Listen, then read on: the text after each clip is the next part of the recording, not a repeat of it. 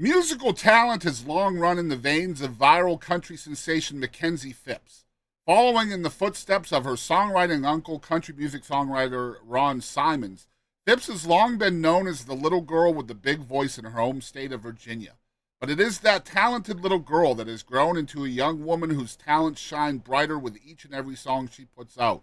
From her viral covers of I Want to Stroll Over Heaven with You and Amazing Grace, to her latest single, Pink Whitney, to her press coverage in People, American Songwriter, Taste of Country, Cowboys and Indians, Forbes, Heartland TV, RFD TV, and more. There is no doubt that this is just the beginning for Phipps within a music genre custom made for her voice, her sound, and her sweet sentiment. Her current single, Love Me Sober, is a single and song dedicated to Alcohol Awareness Month, and we are excited to chat with the one and only Makenzie Phipps here for the first time on the Boston Chris podcast.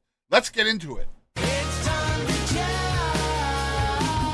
It's time to mingle. It's time to see what everyone's drinking. It's time to jive. It's time to mingle. It's time to see what everyone's drinking. Until we all lose connection.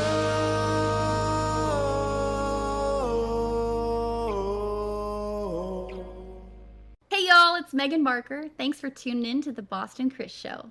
Hey guys, welcome to another awesome episode of the Boston Chris podcast. Today we have Miss Makenzie Phipps on the show, and I'm really excited to have Makenzie here for the first time ever. And she's got a brand new single that has been released because of Alcohol Awareness Month, which is called Love Me Sober. And we're going to be including an acoustic version of that song as part of the episode here. But I wanted to read a little bit about alcohol awareness, and then we'll talk about the song.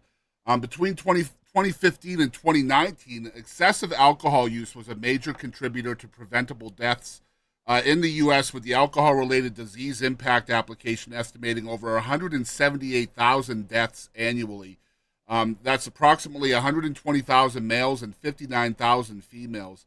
Among the leading causes of alcohol-attributable deaths include chronic conditions like liver diseases, such as alcohol-associated liver disease and unspecified liver cirrhosis, cardiovascular diseases and various cancers, particularly those affecting the upper respiratory and digestive systems. And that doesn't even include alcohol-related crashes and things like that as well. So tell us a little bit about this song and how it came to be, Makenzie. Yes. So ever since I moved to Nashville, Tennessee, which I'm actually coming up on my 2-year mark of being in the city, I have gotten a lot more into songwriting and just trying to discover who I am as an artist through my songwriting abilities. And this song kind of just came to me out of nowhere. I love writing about topics that I feel could hit home to some people. Mm-hmm. And that's kind of where Love Me Sober came. I find the beauty in songwriting just in the aspect that it's different for every songwriter. So whenever songs come to me, the lyrics just kind of come in my head and then I start writing them. And even myself, I don't know where the song's going until they just keep piling up in my head, and then I start putting them on my phone and I'm like, okay, this is a very interesting route to go down. And I know there's so many people out there that struggle with alcoholism, whether they themselves are going through it or they have a loved one in their life that is going through it. And I just wrote the song to let people know that they're not alone out there. It's kind of the opposite of a country music drinking type song, right? Like normally, Right. Yes. I even have some songs out there that are about alcohol in a positive light, but I kind of wanted to go a different route and write about the effects that alcoholism can take, especially what kind of toll it can take on a couple in particular. That's what Love Me Sober is about. And what's the reception been like so far from your audiences with the song? They've absolutely loved it. I've had some people actually open up and message me or comment on posts having to do with the song, saying like, I've been an alcoholic for years now and I've been in recovery and taking it day by day. And they found that my song they can relate to in that aspect and that they're proud of themselves for getting themselves out of that dark time in their lives. And everybody who may not be relating to it in their own way, like the story behind it, and that it is very touching to the heart, just the whole outline of it. Yeah, I love it, man. It's a great song, and I love your courage in releasing it as a single too, because I mean it's a very risky song to put out there as a single, right? Like just because it's not your typical radio airplay kind of song. So like getting that message out there, just having the courage to do that is huge in my opinion, and kudos to you on that. But we're excited to show you a completely acoustic version of the song. Here's "Love Me Sober" by Makenzie Phipps.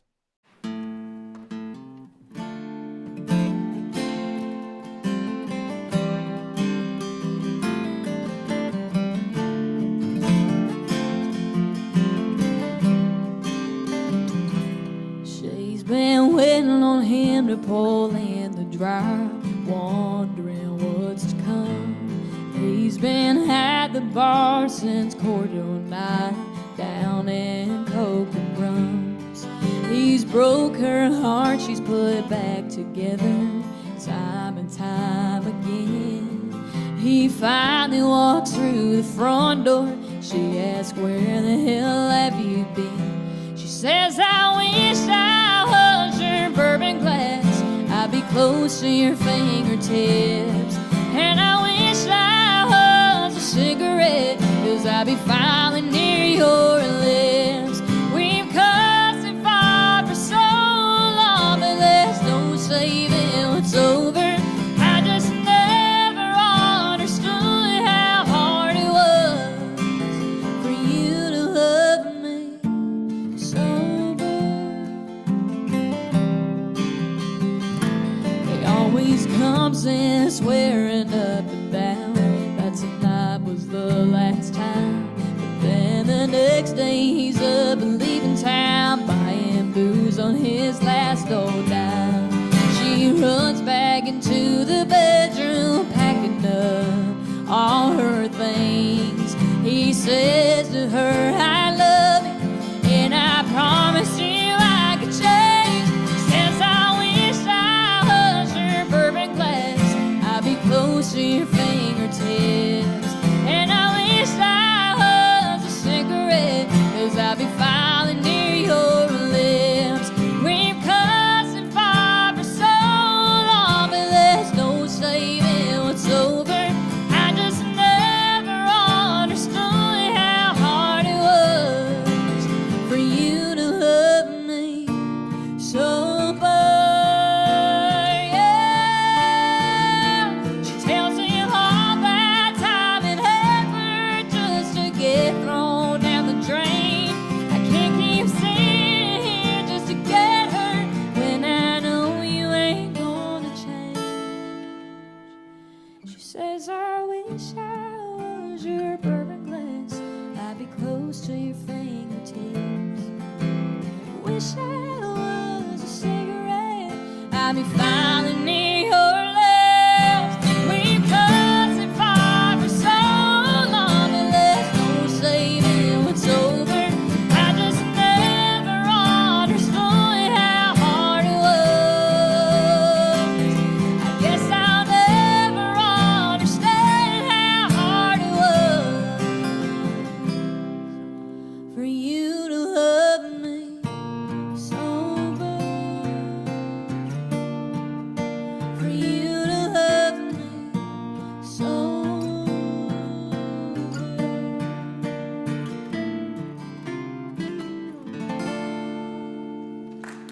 And all right, so we are back. We have Makenzie Phipps here on the show, and we have about 20 minutes with her today, and I wanted to chat with her about a little bit of how she came up in the business.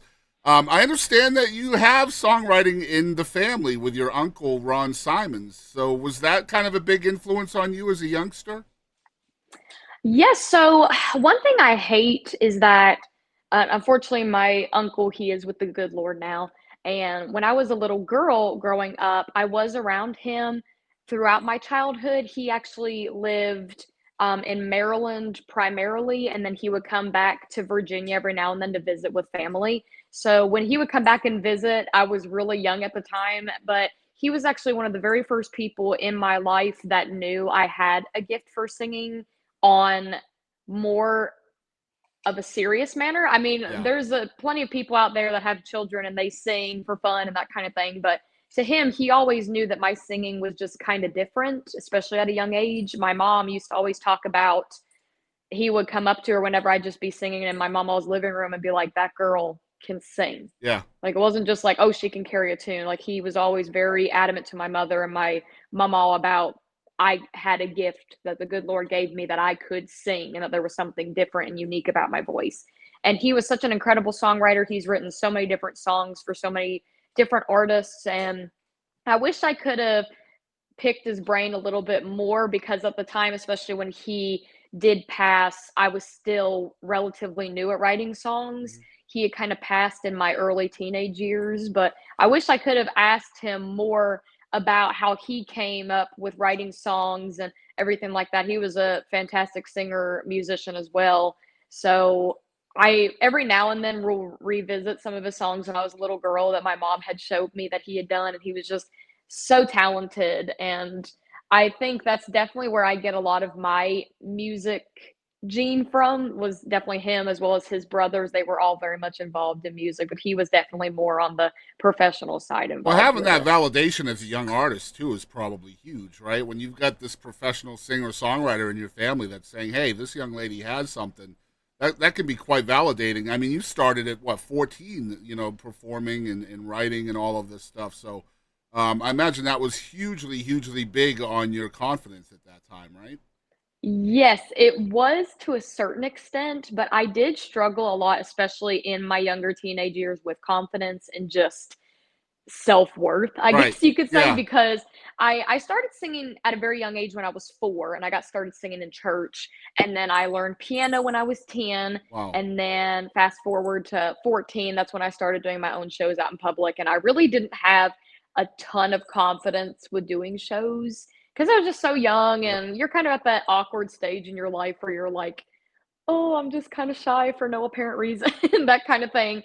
But I did learn so much and so many valuable things at a young age, so I'm very grateful for starting out at a young age, because it's helped shape and mold me into the artist and person I am today in music. Mhm. So, yeah, there's definitely been quite a bit of learning to do with music, but I'm very grateful for everything I've gotten to encounter. And you grew up pretty much in like a rural area of Virginia too, so it's not like there's a huge music scene in that area too, right? As a youngster. Yes, so in my hometown, especially, I'm so sorry if you see me like looking over here in the corner. My cat is trying to get in my other cat's feeder. Oh, it's He's all such a good. pig. I got one Such a rubbing my pig. legs too, so it's all good. Oh my gosh. Please repeat the question because they're Oh, I was just crazy. curious what the music scene was like in Bluefield, Virginia. Yes. Like, So there's so many hidden gems, especially where I'm from, because where I was born and raised in a small town in Virginia called Bluefield. I was born on the Virginia West Virginia line. And there's actually a Bluefield, Virginia and a Bluefield, West Virginia.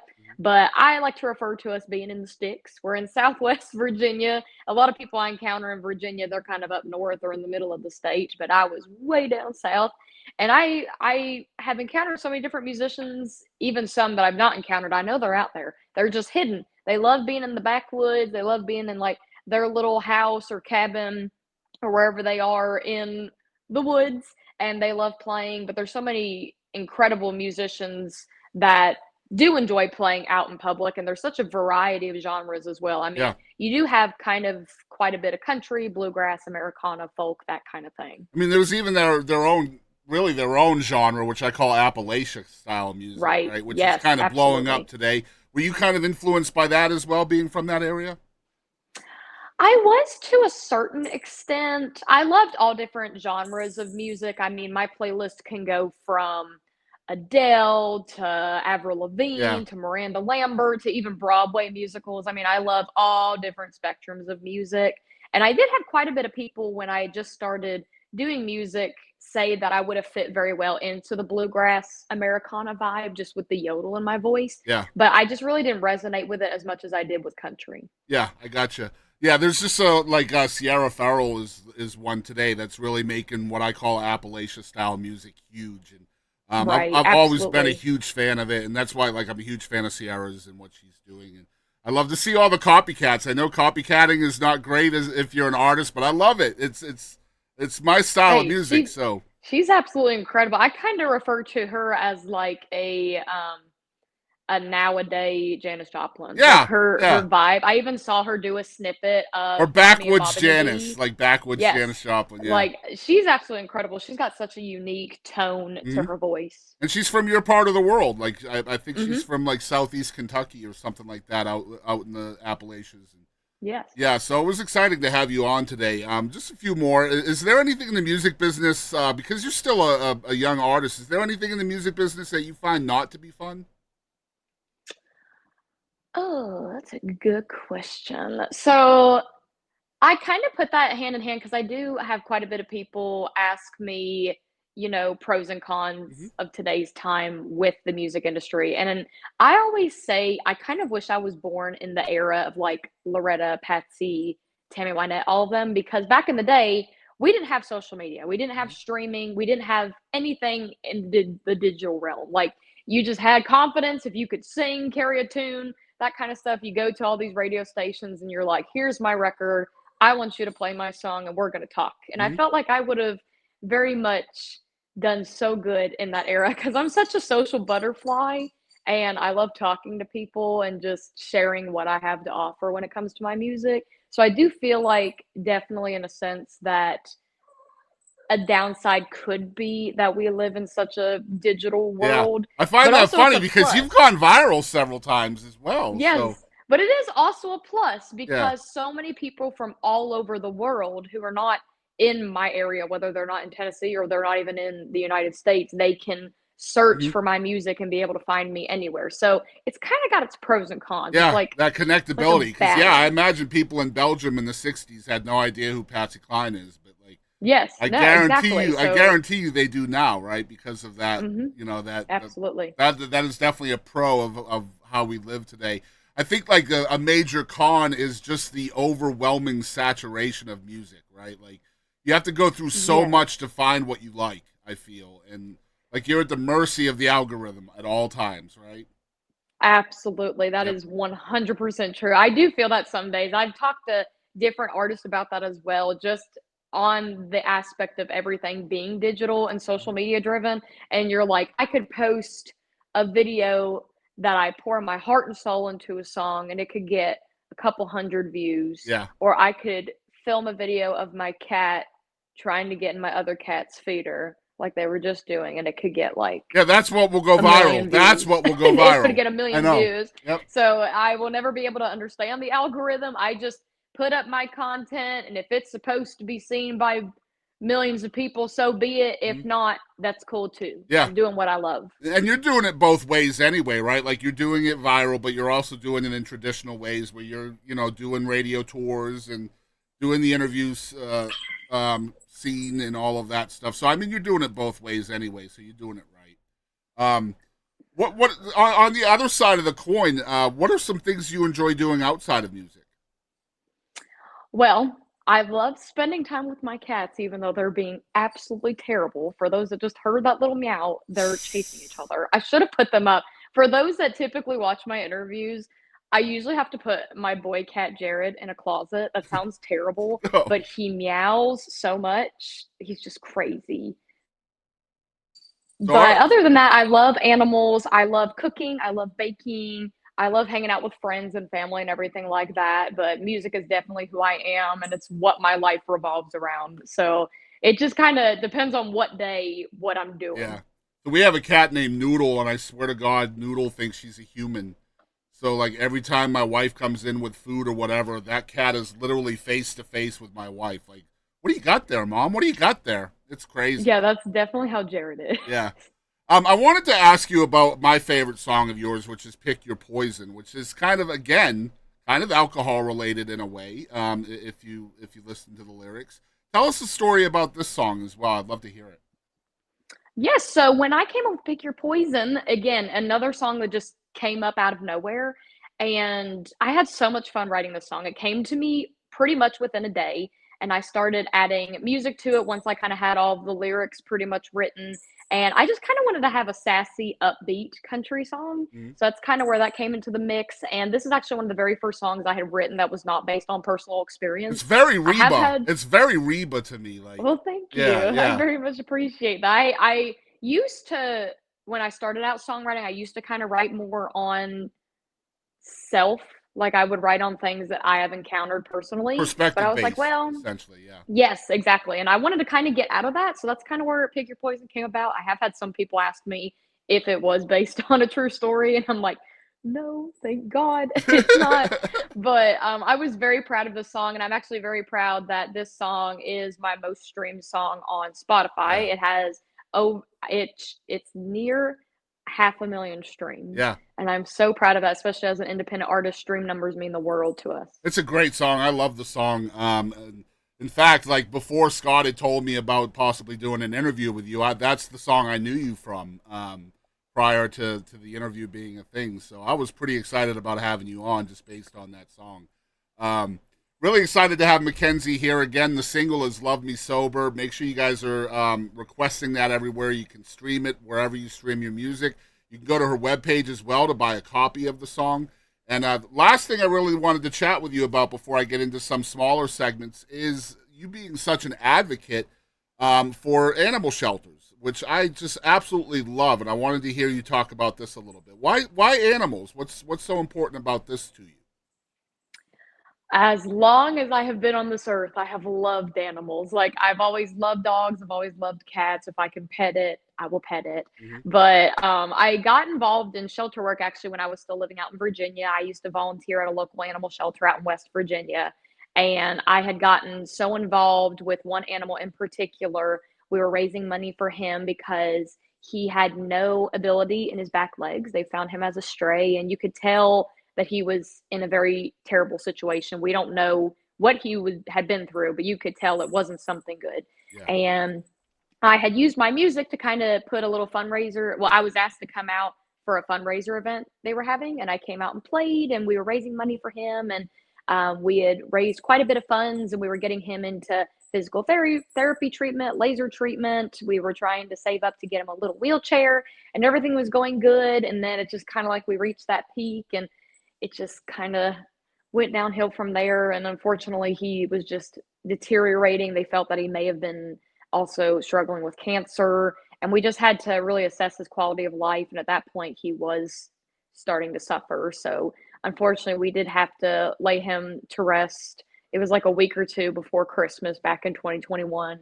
And it was actually the very first animal I've ever been around that we had to lay to rest, and it was very, very sad. But at that moment, I kind of vowed that I wanted to help as many animals as I could find their forever home. So I helped volunteer at the shelter, and I came up with my own segment called Take Me Home Thursday, where I would spotlight a shelter dog every week, do a little video of them, and kind of talk about what they would need in a household in hopes that somebody out there may fit the criteria and that they could be their forever parent.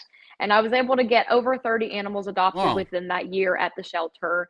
And I've just always loved animals. To the two crazy creatures I have running around here during this interview are shelter babies. I adopted baby Raven, which is my little black cat, back in 2021. And I adopted her in West Virginia from a cat sanctuary. And then I actually just recently adopted my even crazier cat, Jared, from for here in Sea Water. I have a very good place in force animals, really, but nothing against animals are bred, anything as long as properly. I always, all the, my first ever a pure bug, and feels breeder doing everything they should correctly with the breed, the raising, documentation, everything like that. Nothing against bred animal. I just have soft in my heart for the shelter babies. Well, I love that, man. I saw that as part of your bio, and I was just like, man, we have to talk about that. Is there a specific shelter you'd like for us to put into the description below that people can check out, or? They could check out the one in West Virginia. It's called the Mercer County Animal Shelter. They're always looking to raise money for the shelter, and they have different adoption events and different fundraiser events they have. They also do post about animals that they encounter that Okay. may need some vet help, whether they're in a really terrible situation and of course, they run solely off of donations. All right. So anything can definitely help. Well, But I that's will one in find a link for particular. them, and we'll put that in the description below if you want to help in Mackenzie's name. And let's get into our having fun segment so we can get Makenzie out the door. And these are a lot of fun, and most artists really love these segments. The first one is called Did You Know? Can you tell us something your fans may not know about you? Something my fans may not know about me. Um,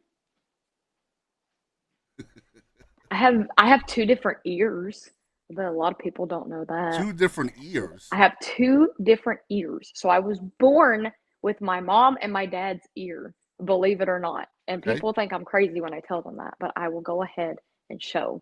So this one's kind of hard to tell. So I have an industrial. I got this when I was 18 years old. It was like my first big girl purchase that I wanted. Yeah. So as you can see, this ear, it's pretty open because I have a bar in it and everything like that. So this is my mom's ear. And then this right here is my dad's ear. I see what you mean. It's shriveled, Yeah. like a shriveled little ear. So there's that ear, and then there's that ear. Interesting. Okay. Yeah. All right, next one's called Mount Rushmore. Who is on Makenzie Phipps's Mount Rushmore of most Oh influential my artists? So the 4 I've artists that seen have influenced you the most. Oh my gosh. I saw this the other day. Somebody had asked a celebrity, and I was like, oh, that's a pretty interesting question. So my Mount Rushmore would be Ashley McBride, Miranda Lambert, Loretta Lynn, and Tammy Wynette. I love it. I love it. Good Pick stuff. those 4. All right, next one's called What the Heck? This is just 5 rapid fire questions I'm going to ask you. Just tell me the first thing that pops into your brain when you hear the question. All right. Oh gosh, I'm Number ready. 1, what do you think was the best thing before sliced bread? Like on a food aspect? Like, have or you ever just heard like that just saying that the I best have thing just since the best sliced thing bread? since sliced bread. Yeah. Um, All right. I love Tupperware. Number 2, Tupperware. I love it. All right. Number 2, if you wrote a book, what would it be about? Probably my crazy cats. All right. Cool. All right. Number 3, let's stay with the pets. If your pets could say something about you, what would they say? They'd say my mother is crazy. Oh, look at her. She's gorgeous. So this is Jared. Oh, is that the boy? This is my crazy boy. Oh, my gosh. All right. Number 4, let's see here. Have you ever used your phone's flashlight to try to find your phone in the dark? No, I have not. I have. You have? I have. Guilty, Unfortunately, golly, man. Why would I do that? All right, last one. Number 5. Do you have a song with a person's name in the title? I do not, actually. I need to write one. Yeah, you got to with get a on person's that. name Come on in it. now. I All know. right, that Gotta was get on What it. the Heck with Makenzie Phipps. You never know what's going to happen because I randomized those Oh, questions. wait. I forgot Pink Whitney. That's a person. That's right. Well, it's a drink, but it's got Whitney. That's so I a guess that's the person's name. There you go. Yeah, you do Pink have one Whitney. then. Nice. There you go. All right, next one is called One Artist. Who is one artist you wish the whole world knew about, other than yourself? Ashley McBride. Ashley McBride. Great answer. Okay. Let's see here. What is the biggest lesson you've learned from music, directly from music? As my dear friend says, it's a mile, not a sprint. That's what I've learned, especially in just the music industry itself. I mean, I'm definitely a perfectionist, and there's some things I wish that would happen at the drop of a hat, or you may get burnt out and think, oh, I've been doing this for so long and nothing's really happening. You just got to remember to live, Mm-hmm. take it day by day, enjoy the journey, and that it's a mile, not a sprint. Yep. Focus on the long journey and not the short term of it. I agree. Yes. Can you still hear me? Yeah. Okay. So next one's called Moment of Gravity. We only have a couple more. Moment of Gravity is kind of like, can you look back in your life and like there was a person or a moment or an event that kind of made it so that music went from maybe not so important to more than a hobby, like more of a career kind of thing? Was there an event or a person that changed that for you?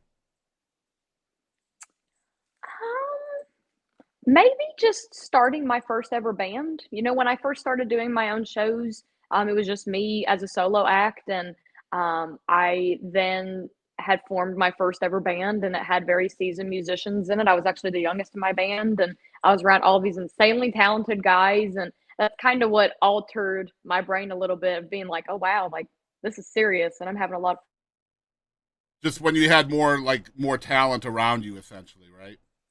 Yes, and I mean, it was so incredible just getting to play with seasoned musicians, because that's the thing I felt a lot of people, especially back in the day when I just started up with my band, like, all of my peers in school were always like, "Why are you hanging around with all of these older guys and everything like that?" And I'm just like, "Well, if you're in any sort of performing arts, whether it's dance, music, theater, anything like that, you're gonna be working with so many people on such a Yep. broad age spectrum, You and have to have everybody is so mentors. You have to talented." have mentors, right? Yes, and you Yep. can't learn unless you're learning from people who've been doing this for years. Yep. That came there before you. They did it before you, right? Yeah, Right, absolutely. absolutely. So next one's called Grateful. What are 3 things you're grateful for?